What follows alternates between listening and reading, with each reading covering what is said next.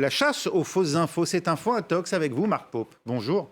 Bonjour Raphaël. Et une vidéo circule beaucoup sur les réseaux sociaux. On y voit un prisonnier palestinien libéré par Israël dans le cadre de la trêve. C'était la semaine dernière, enlacé ses proches. Sauf qu'une autre photo montrerait le même jeune homme, mais cette fois, les deux bras dans le plâtre. Exactement, regardez cette vidéo, Raphaël, que j'ai récupérée pour vous. On peut voir à droite la vidéo, effectivement, d'un jeune homme qui enlace dans ses bras et qui serre fort un ancien prisonnier palestinien qui donc a été libéré des geôles israéliennes dans le cadre de l'accord de la trêve entre le Hamas et Israël. Et puis à gauche, on voit l'image qui serait donc ce même jeune homme, cette fois les bras dans le plâtre. Cette tweet a été vue plusieurs fois sur les réseaux sociaux, énormément de fois, même dirais-je. Regardez, sur X, il a été vu près de 3 millions de fois. L'internaute nous apprend donc le nom de ce jeune homme. Il s'agirait donc de Mohamed Nazal et nous dit qu'il aurait donc menti en prétendant que les soldats israéliens lui auraient cassé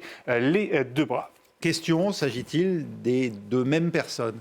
Eh bien non, Raphaël, vous vous en doutez. Effectivement, il s'agit de deux personnes différentes. Et pour s'en convaincre, il suffit de faire une recherche d'image inversée sur Internet. Et quand on fait ça, eh bien, on tombe tout simplement sur ce reportage publié par la chaîne El-Quds Network, qui est une agence de presse palestinienne.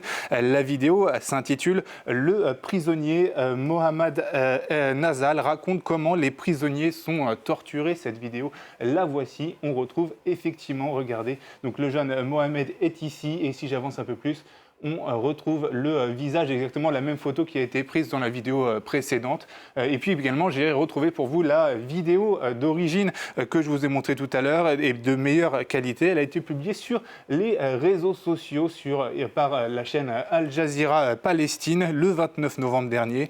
La légende indique ici en bas, le prisonnier libéré Mohamed Shatara retrouve sa mère dans un hôpital de la ville d'Al-Issaouia. Il s'agit donc bien de deux personnes différentes. On voit bien que les visages sont différents et quand on juxtapose justement ces deux visages, il n'y a aucun doute. Ici, à gauche de l'image, Mohamed Nazal, ici à droite, Mohamed Shatara. Alors que sait-on de l'accusation portée par Mohamed Nazal contre les forces israéliennes? Est-elle avérée?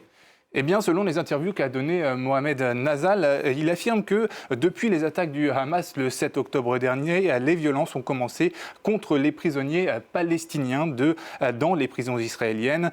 En réponse à ces accusations, justement, plusieurs officiels israéliens ont publié cette vidéo où on voit le jeune Mohamed Nazal sortir de la prison où il était incarcéré. Il semble donc en bonne santé. Vous le voyez, il n'a aucun bandage et pas du tout les bras dans le plâtre. Et quand on avance un peu plus, on voit monter dans le bus de la Croix-Rouge qui donc l'emmènera vers la libération. Et le fait, donc on ne voit pas les mains du jeune homme sur la vidéo, et le fait qu'il ne soit pas plâtré ne permet pas pour autant de crier à la supercherie. Al Jazeera a ensuite publié cette vidéo où l'on retrouve le jeune Mohamed Nazal, cette fois à la sortie à Ramallah, à la sortie du bus. Et là, on peut constater qu'effectivement, il a le bras en écharpe et une main, un bandage à la main. Alors, selon ses proches, ses bras ont été bandés dans le bus de la Croix-Rouge. C'est ensuite à l'hôpital qu'il a été plâtré pour qu'il ne se blesse pas davantage, nous apprend-on.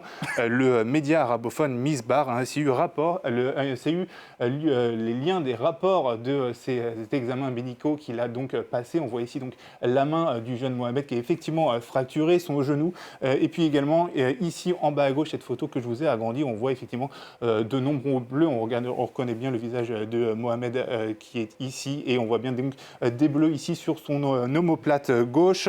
Un rapport et puis le rapport médical effectivement qui a été rédigé en anglais, qui confirme bien donc qu'il y a eu plusieurs blessures aux mains et aux genoux. Et puis par ailleurs, comme l'a dit la BBC, de nombreuses accusations de mauvais traitement de la part des gardiens israéliens sur des prisonniers palestiniens ont été remontés ces derniers mois, ces dernières semaines. De son côté, Israël affirme que les prisonniers sont détenus dans le respect de la loi, Raphaël.